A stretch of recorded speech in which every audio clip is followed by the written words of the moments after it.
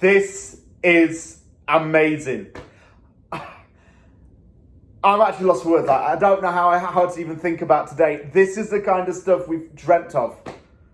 Some older West Ham fans will remember the days of the 70s and the 80s when West Ham won FA Cups. But in my lifetime, I've never seen West Ham win a trophy. And it's the same for a lot of other people of my generation, maybe the generation before. Today meant so much to so many people. The fans, the players, the personnel within the club, supporters over land and sea, the fans in that stadium, the fans who went to the city and couldn't get a ticket. It meant everything to everyone today. I'm emotional and I'm proud of West Ham right now. We've had a bad season, really, in all honesty. The Conference League, we've called it a saving grace and a buffer zone. But what a saving grace and buffer zone it has been. Absolutely amazing stuff. I'm so emotional and proud.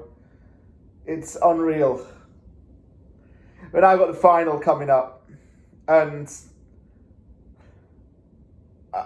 just saying that alone. 3 years ago, we were in a relegation fight.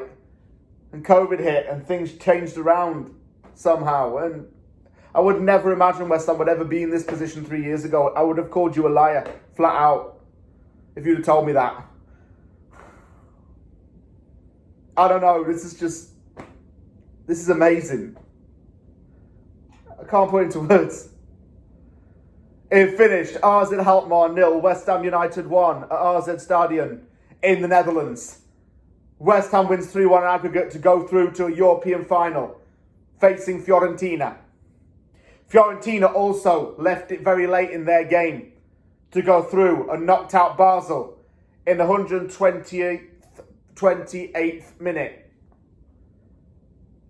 This means that in all 3 European competitions, the final will have an Italian team. Inter, Fiorentina, Roma. There were 9 changes to this West Ham side from the Brentford game. Areola went in goal. Kerr, Zuma, Aguerd, Cresswell as the back 4.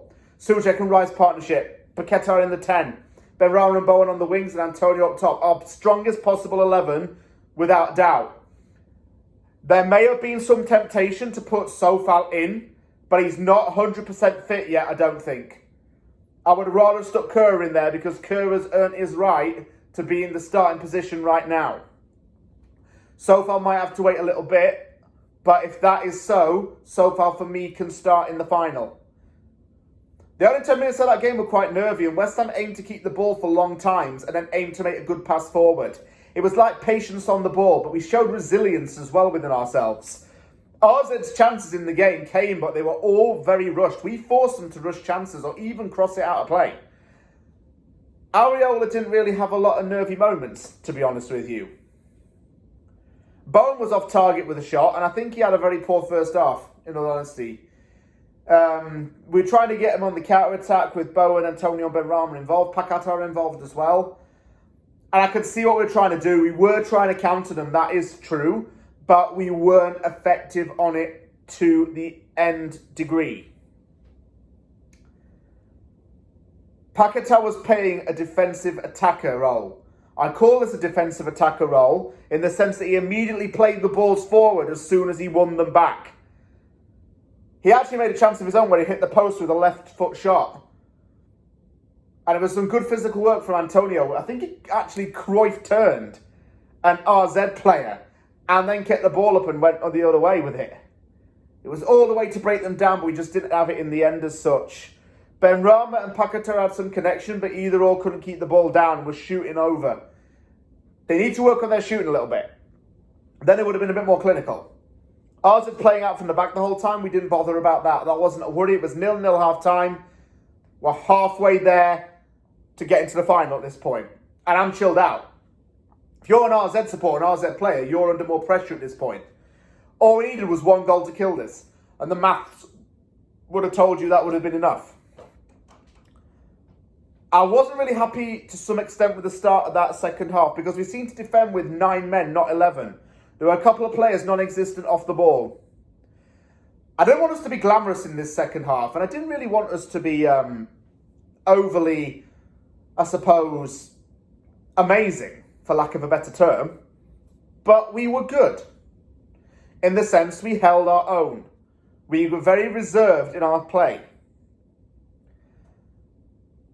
Benrahma came off and on came Pablo Fornals. It seemed an alright substitution. It was a like-for-like player and one that's been done so many times. So what's people getting nazi for about it? I don't know.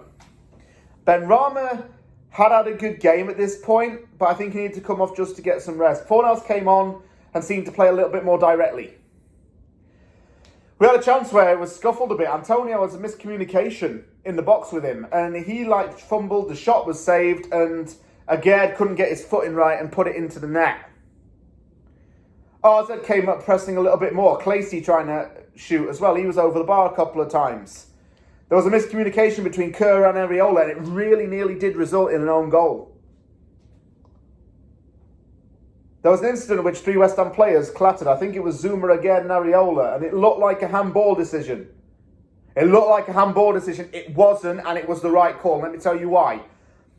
Areola's catching the ball, he pushes it down to Zuma, and Zuma's hand comes up. It's definitely not intentional, and that's why. The referee had good judgment there. Ings came on for Antonio, and you're thinking, are you mad? That's game gone. Everyone's losing their mind on Twitter about that. But I think when Ings came on, though, he didn't do too badly. Because he came on and immediately tried to create a chance. So that was good. West Ham just kept the ball at the corner for long periods at a time. The 90 plus third minute of stoppage time, it came. The final nail was hammered into the RZ coffin. The fatal blow. Fornals goes through the middle. I'm worrying at this point. I'm thinking, go on, Pablo. Go on, Pablo. But in the back of my mind, I'm thinking, don't you dare. Don't you freaking dare shoot this and it go wide. And he didn't. He took the chance when he had enough space and time. He fired it into the bottom left corner. The away end went into absolute limbs and the RZ fans headed for the exits. Full time, West Ham fans celebrating, but it got really ugly and I need to talk about this. The RZ fans kicked down a fence to the family hospitality section where West Ham players and family friends were and tried to attack them. Benrahma's mum was in there. Moyes' 87-year-old father was in there. And the West Ham players didn't react well to it. Paqueta, Cresswell and Downs lost their cool and got into the altercations. There was rumours that Paqueta had been arrested after the game. And everyone's like, oh, he's just in a Dutch prison. Don't worry, Antonio and them lot will bail him out. He wasn't. He was on the team bus home. Full time was crazy, like players throwing the shirts into the crowd. The fans stayed for quite a long time, but RZ needs to be sanctioned for what he did. Those fights and everything were just unacceptable. In the dressing room, the players are singing "The Bowen's on fire," and he's Danny Dyer. You got Mark Noble holding crates of Heineken and putting out platters for the players to eat. That is what a sporting director does, by the way. He actually cares about that. David Moyes getting involved with the West Ham on Massive. Everywhere we go, everywhere. It's just absolutely crazy. Cotton Eye Joe being sung. Benrahma's live stream where he's going to all the players and they're like, at the camera. Absolute madness. Absolute madness. So many things going through my head right now. So many things. The flights to Prague, you better get them before they're gone now. Because they're going. And they're going fast. Even to be in that city would be considered a massive memory. Even if you can't watch the game, there'll be bars you can watch it at. And this is what it's all about. Thomas Souček and Vladimir Sofal go back to their home country to play against Fiorentina in a stadium they loved. For them, this is a dream.